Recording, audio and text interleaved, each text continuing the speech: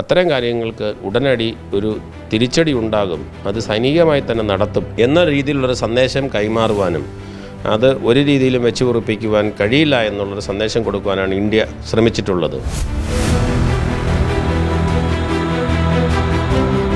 കാരണം നേരിട്ടൊരു യുദ്ധം ചെയ്ത് ഇന്ത്യയിൽ നിന്ന് കാശ്മീർ കൈയടക്കാം എന്നുള്ളത് വെറും വ്യാമോഹമാണ്, നടക്കില്ല എന്നുള്ളത് അവർക്ക് നന്നായിട്ടറിയാം. നഷ്ടങ്ങളൊന്നും ഇല്ലാതെ തന്നെ നമ്മൾ ഉദ്ദേശിച്ച ഒരു കാര്യത്തിൽ കൃത്യമായി ആക്രമണം നടത്തുവാനും ഇത് കൈയും കെട്ടി നോക്കി നിൽക്കില്ല എന്നുള്ളൊരു സന്ദേശം കൊടുക്കുവാനും അത് പാകിസ്ഥാന് നന്നായിട്ട് മനസ്സിലായിട്ടുണ്ട്.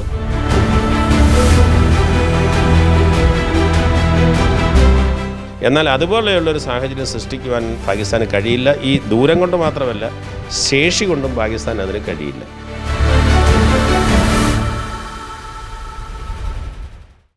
നമസ്കാരം. ഇന്ത്യ പാക് സംഘർഷം എവിടെ എത്തി നിൽക്കും? പാകിസ്ഥാനെ ഇന്ത്യ നിഷ്പ്രഭമാക്കുമോ? അത്തരത്തിലൊരു നിലപാടിലേക്കും തീരുമാനത്തിലേക്കും ഇന്ത്യ എത്തുമോ?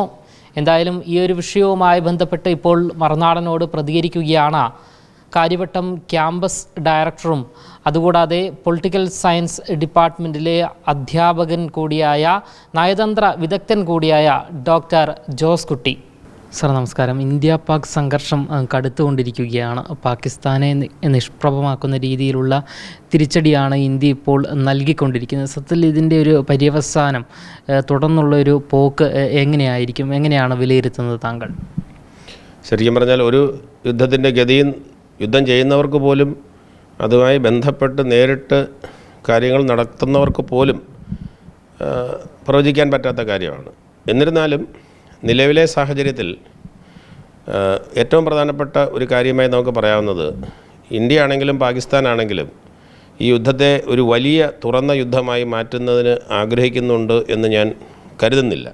കാരണം ഇന്ത്യയെ സംബന്ധിച്ചിടത്തോളം ഈ യുദ്ധം തുടങ്ങുന്നതിൻ്റെ അടിസ്ഥാനപരമായ കാരണം അകാരണമായി ജമ്മു ആൻഡ് കാശ്മീരിൽ ഉണ്ടാക്കിയിട്ടുള്ള പാകിസ്ഥാൻ്റെ സഹായത്തോടു കൂടി നടത്തിയിട്ടുള്ള അല്ലെങ്കിൽ അവരുടെ മിലിറ്ററി നേരിട്ട് നടത്തിയിട്ടുള്ള ഹീനമായ ഒരു ഭീകര അക്രമമാണ്. അത്തരം അക്രമങ്ങളെ നമുക്ക് കൈയും കെട്ടി നോക്കി നിൽക്കുവാൻ കഴിയില്ല എന്നും അതിന് തെളിവുകളുണ്ടോ ഇല്ലയോ എന്ന് നോക്കാതെ തന്നെ അത്തരം കാര്യങ്ങളോട് ശക്തമായ പ്രതികരണം സൈനിക തലത്തിൽ തന്നെ നടത്തും എന്നുള്ളൊരു മെസ്സേജ് കൊടുക്കുന്നതിൻ്റെ ഭാഗമായി ഭീകരവാദികളെ സംരക്ഷിക്കുന്ന അല്ലെങ്കിൽ അവർക്ക് പരിശീലനം നൽകുന്ന കേന്ദ്രങ്ങളാണ് നമ്മൾ ആക്രമിച്ചത്. ആ ആക്രമിച്ചതിൽ പഴയ കാലങ്ങളിൽ നിന്ന് വ്യത്യസ്തമായി പാക് ഒക്യുപ്പൈഡ് കാശ്മീരിലെ ഭീകരവാദ കേന്ദ്രങ്ങൾ മാത്രമല്ല നമ്മൾ ആക്രമിച്ചത്, മറിച്ച് പാകിസ്ഥാൻ്റെ ഹൃദയഭൂമിയായിട്ടുള്ള പഞ്ചാബിലെ ഏറ്റവും പ്രധാനപ്പെട്ട ഭീകരവാദ മതപഠന കേന്ദ്രങ്ങളും അതുപോലെ മസർ അഷൂദിനെ പോലെയുള്ളവർക്ക് സംരക്ഷക കവചമൊരുക്കിയിട്ടുള്ള താവളങ്ങളുമാണ് ആക്രമിച്ചത്. അതിന് കൃത്യമായിട്ടൊരു ലക്ഷ്യമുണ്ട്. കാരണം ഇത്തരത്തിലുള്ള ഭീകരാക്രമണങ്ങളുടെ ഇരയാണ് ഇന്ത്യ കഴിഞ്ഞ കുറേ വർഷങ്ങളായി, പതിറ്റാണ്ടുകളായി. അത് അങ്ങനെയൊന്ന് സംഭവിക്കുമ്പോൾ മുമ്പത്തിൽ നിന്ന് വ്യത്യസ്തമായിട്ട് അത് ചർച്ച ചെയ്യാം, അല്ലെങ്കിൽ തെളിവുകൾ കിട്ടിയതിന് ശേഷം നടപടികൾ എടുക്കാം എന്ന നയത്തിൽ നിന്ന് മാറി അത്തരം കാര്യങ്ങൾക്ക് ഉടനടി ഒരു തിരിച്ചടി ഉണ്ടാകും, അത് സൈനികമായി തന്നെ നടത്തും എന്ന രീതിയിലുള്ളൊരു സന്ദേശം കൈമാറുവാനും അത് ഒരു രീതിയിലും വെച്ച് ഉറപ്പിക്കുവാൻ കഴിയില്ല എന്നുള്ളൊരു സന്ദേശം കൊടുക്കുവാനാണ് ഇന്ത്യ ശ്രമിച്ചിട്ടുള്ളത്. അതൊരിക്കലും ഒരു തുറന്ന യുദ്ധത്തിലേക്ക് പോകാനുള്ളൊരു ആഗ്രഹമോ മറ്റൊന്നുമല്ല, മറിച്ച് അത്രത്തോളം സമ്മർദ്ദത്തിലും വേദനയിലുമാണ് നമ്മളത് ചെയ്തിരിക്കുന്നത്. എന്നാൽ പാകിസ്ഥാൻ ഇത്തരത്തിലുള്ള കാര്യങ്ങളെ കാണുന്നത് വേറെ ഒരു പെർസ്പെക്റ്റീവിലാണ്. കാരണം അവരെ സംബന്ധിച്ചിടത്തോളം കാശ്മീർ എന്ന് പറയുന്നത് അവർക്ക് കിട്ടേണ്ട ഒരു അൺഫിനിഷ്ഡ് അജണ്ടയുടെ ഭാഗമായി കിട്ടേണ്ട ഭൂമിയാണ്. അത് കിട്ടാത്തിടത്തോളം കാലം ഇവിടെ ഭീകരവാദ പ്രവർത്തനങ്ങൾക്ക് സഹായം ചെയ്തുകൊണ്ട് ഇവിടെ പരമാവധി പ്രശ്നങ്ങൾ സൃഷ്ടിച്ചുകൊണ്ട് ഈ പ്രശ്നം ലൈവാക്കി നിർത്താൻ വേണ്ടിയിട്ടുള്ളൊരു ശ്രമമാണ്. കാരണം നേരിട്ടൊരു യുദ്ധം ചെയ്ത് ഇന്ത്യയിൽ നിന്ന് കാശ്മീർ കൈയടക്കാം എന്നുള്ളത് വെറും വ്യാമോഹമാണ്, നടക്കില്ല എന്നുള്ളത് അവർക്ക് നന്നായിട്ടറിയാം. അപ്പോൾ ഇന്ത്യയെപ്പോലുള്ള ഒരു വലിയ രാജ്യത്തോട് സൈനികമായും സാമ്പത്തികമായും വലിപ്പം അല്ലെങ്കിൽ ശക്തി കൂടുതലുള്ള രാജ്യമായ ഇന്ത്യയോട് അവർക്ക് ചെയ്യാൻ പറ്റുന്ന ചില യുദ്ധമുറകളാണ് ഇത്തരത്തിലുള്ള ഭീകരവാദ പ്രവർത്തനങ്ങളിലൂടെ ഇന്ത്യയെ സമ്മർദ്ദത്തിലാക്കുക എന്നുള്ളത്. അത് അവരുടെ ഒരു സ്ട്രാറ്റജിക് കൾച്ചറാണ്. പാകിസ്ഥാൻ എങ്ങനെയാണ് ഒരു വലിയ രാജ്യത്തോട് അവർക്ക് നേരിട്ട് യുദ്ധം ചെയ്യാൻ പറ്റാത്തത്, കണക്കുകൾ തീർക്കാൻ വേണ്ടി മാർഗമായി ഭീകരവാദത്തെ ഉപയോഗിക്കുന്നത്. അപ്പോൾ ഇന്ത്യയുടെ ഒരു നിലപാട് പണ്ടത്തതിൽ നിന്ന് വ്യത്യസ്തമായിട്ട് അങ്ങനെ കണക്ക് തീർക്കലുകൾക്ക് അത് യുദ്ധത്തോളം വരുന്നില്ലെങ്കിലും നമ്മളതിനെ യുദ്ധമായി കണ്ടുകൊണ്ട് തന്നെ അതിനെതിരെ ശക്തമായി തിരിച്ചടിക്കും എന്നുള്ളതാണ് ഈ രണ്ട് രാജ്യങ്ങളുടെയും വ്യത്യസ്തമായ നിലപാടുകൾ കൊണ്ട് നമ്മൾ മനസ്സിലാക്കേണ്ടത്. അങ്ങനെയാണെങ്കിൽ ഒരു തുറന്ന യുദ്ധത്തിന് നമ്മൾ പോകില്ല എന്ന് പറയുമ്പോൾ അതിനനുസരിച്ചിട്ടുള്ള ലിമിറ്റഡ് ആയിട്ടുള്ള മിസൈൽ സ്ട്രൈക്സ് മാത്രമാണ് നമ്മൾ നടത്തിയത്. പക്ഷേ പാകിസ്ഥാൻ എന്ന് പറയുന്ന രാജ്യത്തെ സംബന്ധിച്ചിടത്തോളം അവരുടെ സൈന്യമാണ് ആ രാജ്യത്തിൻ്റെ സംരക്ഷകർ എന്ന് പറയുന്ന ഒരു രാജ്യമാണ്. അപ്പോൾ ആ സൈന്യത്തിൻ്റെ സംരക്ഷണയിൽ കഴിയുന്ന തീവ്രവാദികൾക്ക് അവരേറ്റവും തീറ്റിപ്പോറ്റുന്ന തീവ്രവാദികൾക്കെതിരെ ഒരു അക്രമം ഉണ്ടാകുമ്പോൾ സ്വാഭാവികമായിട്ടും അതിനോട് പ്രതികരിച്ചില്ലെങ്കിൽ ഈ ഇത്രയും കാലം പറഞ്ഞുകൊണ്ടിരുന്ന പാകിസ്ഥാൻ്റെ സംരക്ഷകരെന്ന് പറയുന്ന സൈന്യം ഇന്ത്യയേക്കാൾ മെച്ചപ്പെട്ടതാണെന്ന് പറഞ്ഞ് സൃഷ്ടിച്ചിരിക്കുന്ന ഒരു പ്രതിച്ഛായ ഇല്ലാതാകുന്നതിൻ്റെ പരിഭ്രാന്തിയിൽ നിന്നാണ് അവർ തിരിച്ചടിക്കുവാൻ തയ്യാറായിട്ടുള്ളത്. അപ്പോൾ ഈ തിരിച്ചടികൾ നമ്മൾ മനസ്സിലാക്കുന്നതനുസരിച്ച് ഇന്ത്യയിലെ ഏകദേശം 15ഓളം സ്ഥലങ്ങളിൽ അവർ ആക്രമിക്കാൻ ശ്രമിച്ചിട്ടുണ്ട്. ബോർഡർ റീജിയനിൽ നല്ലപോലെയുള്ള ഷെല്ലിങ് നടക്കുന്നുണ്ട്. ചെറിയ രീതിയിലുള്ള നാശനഷ്ടങ്ങൾ നമുക്കും ഉണ്ടായിട്ടുണ്ട്. ഇപ്പോൾ ആ ഒരു ലെവലിലാണ് നിൽക്കുന്നത്. അതിന് തിരിച്ചും ഇന്ത്യ കൃത്യമായിട്ടുള്ള മറുപടി പാകിസ്ഥാനിൽ ഇസ്ലാമാബാദിൽ അതുപോലെ കറാച്ചിയിൽ അവരുടെ പ്രധാനപ്പെട്ട കേന്ദ്രങ്ങളിലൊക്കെ നടത്തിയിട്ടുണ്ട്. നിലവിലിപ്പോഴിങ്ങനെ നിൽക്കുകയാണ്. എൻ്റെ ഒരു അഭിപ്രായത്തിൽ ഇനി ഏതെങ്കിലും രീതിയിലുള്ള ഒരു കാര്യമായ പ്രത്യാക്രമണം പാകിസ്ഥാൻ്റെ ഭാഗത്തുനിന്നുണ്ടായാൽ മാത്രമേ ഇന്ത്യ തിരിച്ചടിക്കുവാൻ സാധ്യതയുള്ളൂ. ഇന്ത്യയെ സംബന്ധിച്ചിടത്തോളം നമുക്ക് വലിയ നഷ്ടങ്ങളൊന്നും ഇല്ലാതെ തന്നെ നമ്മൾ ഉദ്ദേശിച്ച ഒരു കാര്യത്തിൽ കൃത്യമായി ആക്രമണം നടത്തുവാനും ഇത് കൈയും കെട്ടി നോക്കി നിൽക്കില്ല എന്നുള്ളൊരു സന്ദേശം കൊടുക്കുവാനും അത് പാകിസ്ഥാന് നന്നായിട്ട് മനസ്സിലായിട്ടുണ്ട്. എന്നാൽ പാകിസ്ഥാൻ്റെ ഏതൊരു രാജ്യമാണെങ്കിലും അവരുടെ ഒരു അഭിമാനത്തിൻ്റെ പ്രശ്നമാണല്ലോ. ആരെങ്കിലും എന്ത് കാരണത്താലാണെങ്കിലും ആക്രമിക്കുമ്പോൾ അതിന് തിരിച്ചെന്തെങ്കിലും ചെയ്യുക എന്നുള്ളത്. അപ്പോൾ അത് പാകിസ്ഥാൻ ഒരു പരിധിവരെ വേണമെങ്കിൽ ചെയ്തു കഴിഞ്ഞ് അവരുടെ മുഖം രക്ഷിക്കുവാൻ വേണ്ടുന്ന കാര്യങ്ങൾ ചെയ്തിട്ടുണ്ട്. അതുകൊണ്ട് ഇനി ഇതിനപ്പുറത്തേക്ക് ഏത് രീതിയിൽ അത് മുന്നോട്ട് പോകുമെന്ന് പ്രെഡിക്റ്റ് ചെയ്യാൻ നമുക്ക് കൃത്യമായി പറ്റില്ലെങ്കിലും എൻ്റെ അഭിപ്രായത്തിൽ നിലവിലെ ഒരു ബാലൻസിങ്ങിൽ ഈ കാര്യങ്ങൾ താൽക്കാലികമായി അവസാനിക്കുവാനാണ് സാധ്യത.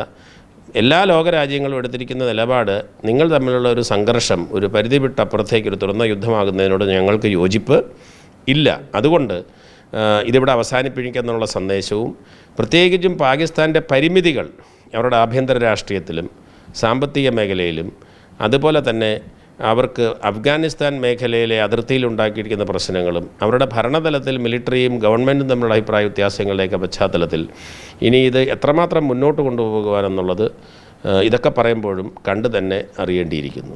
ഈ ഷെല്ലാക്രമണങ്ങളൊക്കെ നിരന്തരം തുടർന്നുകൊണ്ടിരിക്കുന്ന സാഹചര്യത്തിൽ ഈ ഇന്ത്യ കടുത്ത ഒരു തീരുമാനം എടുത്തു കഴിഞ്ഞാൽ ഈ പാകിസ്ഥാൻ എന്ന രാജ്യത്തിൻ്റെ അവസ്ഥ എന്താകും സർ? ഇന്ത്യ കടുത്ത തീരുമാനമെടുത്തൊരു തുറന്ന യുദ്ധത്തിലേക്ക് നിലവിൽ പോയി കഴിഞ്ഞാൽ പാകിസ്ഥാന് വളരെയധികം പരിമിതികളുണ്ട്.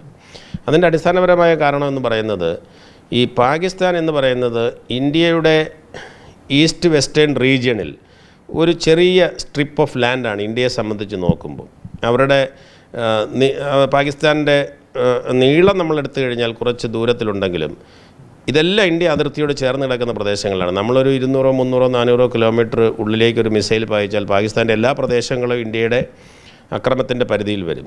എന്ന് പറഞ്ഞാൽ മിലിറ്ററിയുടെ ഭാഷയിലും ഞങ്ങൾ ഇൻ്റർനാഷണൽ റിലേഷൻസിലൊക്കെ പറയുന്നത് അവർക്കൊരു രാഷ്ട്രമെന്നുള്ള രീതിയിൽ ഒരു സ്ട്രാറ്റജിക് ഡെപ്ത് ഇല്ല, ആഴമില്ല. അവരുടെ എല്ലാ സിറ്റികളും എല്ലാ പട്ടണങ്ങളും എല്ലാ ജനവാസ പ്രദേശങ്ങളും എല്ലാ തന്ത്രപ്രധാന പ്രദേശങ്ങളും ഇന്ത്യയുടെ മിസൈൽ റേഞ്ചിന് വളരെ അടുത്താണ്. നമ്മൾക്ക് 400 കിലോമീറ്റർ കടന്നു ചെന്നാൽ ഏകദേശം പാകിസ്ഥാൻ്റെ എല്ലാ പ്രദേശങ്ങളെയും നമുക്ക് ആക്രമിക്കാനും കഴിയും. അതേസമയം പാകിസ്ഥാൻ ഇന്ത്യയുടെ സതേൺ റീജിയണിലോ കൽക്കട്ട ഈസ്റ്റേൺ റീജിയണിലോ അല്ലെങ്കിൽ നമ്മൾ ഡൽഹിക്ക് ശേഷമുള്ള റീജിയണിലോ ഒക്കെ അറ്റാക്ക് ചെയ്യണമെന്നുണ്ടെങ്കിൽ വലിയ പരിമിതികളുണ്ട്. അപ്പം ഒരു തുറന്ന യുദ്ധത്തിലേക്ക് പോയി കഴിഞ്ഞാൽ നമുക്ക് പെട്ടെന്ന് തന്നെ പാകിസ്ഥാൻ്റെ എല്ലാ കേന്ദ്രങ്ങളിലും അവർക്ക് അസ്വീകാര്യമായിട്ടുള്ള നാശനഷ്ടങ്ങൾ വരുത്തി തീർക്കുവാനായിട്ട് കഴിയും. എന്നാൽ അതുപോലെയുള്ളൊരു സാഹചര്യം സൃഷ്ടിക്കുവാൻ പാകിസ്ഥാന് കഴിയില്ല. ഈ ദൂരം കൊണ്ട് മാത്രമല്ല, ശേഷി കൊണ്ടും പാകിസ്ഥാൻ അതിന് കഴിയില്ല. അപ്പോൾ സ്വാഭാവികമായിട്ടും പാകിസ്ഥാൻ എന്ന് പറയുന്ന ഒരു തുറന്ന യുദ്ധത്തിലേക്ക് പോയി കഴിഞ്ഞാൽ, പണ്ട് കാലങ്ങളിലൊക്കെ നമ്മൾ യുദ്ധം ഉണ്ടായിക്കഴിഞ്ഞാൽ അയൽപക്ക രാജ്യങ്ങളാണ് സഹോദരത്വത്തിൻ്റെ പാതയിൽ പോകണമെന്നൊക്കെയുള്ള ഒരു ആശയത്തിൻ്റെ അടിസ്ഥാനത്തിൽ അവരെ ഇല്ലാതാക്കാൻ നമ്മൾ ശ്രമിച്ചിട്ടില്ല. ആകപ്പാടെ അവർക്ക് വലിയ നാശനഷ്ടം സംഭവിച്ചത് 1971 യുദ്ധത്തിൽ പാകിസ്ഥാനെ രണ്ടാക്കി നമ്മൾ മുറിച്ചു എന്നുള്ളതാണ്. അതിനപ്പുറത്ത് നമ്മൾ അവസരങ്ങളുണ്ടായിട്ടും അത് ചെയ്യാൻ ശേഷിയുണ്ടായിട്ടും നമ്മൾ ചെയ്തിട്ടില്ല. പക്ഷേ ഇപ്പോഴത്തെ സാഹചര്യത്തിൽ ഇനിയൊരു യുദ്ധം ഉണ്ടായിക്കഴിഞ്ഞാൽ പാകിസ്ഥാൻ്റെ ആഭ്യന്തര പ്രശ്നങ്ങളും ഈ സ്ട്രാറ്റജിക് ഡെപ്തിൻ്റെ അഭാവവും കൊണ്ടൊക്കെ തന്നെ പാകിസ്ഥാനെ ഒരു രാഷ്ട്രത്തിൻ്റെ സ്വഭാവത്തിൽ നിന്ന് മാറ്റിയിട്ട് പരസ്പരം സംഘർഷപൂരിതമാകുന്ന വിവിധ പ്രദേശങ്ങളുള്ള ഒരു രാജ്യമാക്കി മാറ്റുവാൻ നമുക്ക് വലിയ സമയം വേണ്ട. പിന്നെ മാത്രമല്ല, ഒരു രാജ്യം വലിയ രീതിയിലുള്ള നാശനഷ്ടങ്ങൾക്ക്, അത് ബോംബിംഗ് കൊണ്ടാണെങ്കിലും ആഭ്യന്തര പ്രശ്നങ്ങൾ കൊണ്ടാണെങ്കിലും സാമ്പത്തിക പ്രതിസന്ധി മൂലമാണെങ്കിലും, അങ്ങനെ ഒരു രാജ്യം ആയിക്കഴിഞ്ഞാൽ അത് റീബിൽഡ് ചെയ്ത് കൊണ്ടുവരിക എന്ന് പറയുന്നത് അത്ര എളുപ്പമുള്ളൊരു കാര്യമല്ല. അതുകൊണ്ട് പാകിസ്ഥാൻ എന്ന് പറയുന്ന രാഷ്ട്രം നമ്മൾ രാജ്യാന്തര നിയമങ്ങളുടെയൊക്കെ നമ്മളതിനെയൊക്കെ മാനിക്കുന്ന ഒരു രാജ്യമായതുകൊണ്ട് അതിനെ ഭൂമുഖത്തുനിന്ന് ജോഗ്രഫിക്കലി തുടച്ചു നിൽക്കുക എന്ന് പറയുന്നതൊന്നും പ്രായോഗികമായിട്ടുള്ള കാര്യങ്ങളല്ല. പക്ഷേ അതിനെ ഒരു രാഷ്ട്രമെന്നുള്ള രീതിയിൽ നിലനിൽക്കുവാനുള്ള സാഹചര്യത്തിൽ വലിയ ദൗർബല്യങ്ങൾ ഇന്ത്യക്ക് സൃഷ്ടിക്കാൻ കഴിയും. ആ അർത്ഥത്തിലാണ് പാകിസ്ഥാനെ നമുക്ക് തുടച്ചു നീക്കാൻ കഴിയുമെന്ന് പറയുന്നത്. ഒരു തുറന്ന യുദ്ധത്തിലേക്ക് പോയി കഴിഞ്ഞാൽ ഇതൊക്കെ സംഭവിക്കുമ്പോൾ അതിനെ പ്രതിരോധിക്കുവാനുള്ള ശേഷി പാകിസ്ഥാൻ ഇല്ലാത്തത് കൊണ്ടാണ് നമ്മൾ താത്വികമായിട്ട് പാകിസ്ഥാൻ ഇല്ലാതാകും, അല്ലെങ്കിൽ ഇല്ലാതാക്കാനുള്ള ശേഷി ഇന്ത്യക്കുണ്ടെന്നും തിരിച്ചങ്ങനെ ചെയ്യാനുള്ള ശേഷി പാകിസ്ഥാൻ ഇല്ല എന്നും നമ്മൾ പറയുന്നത്.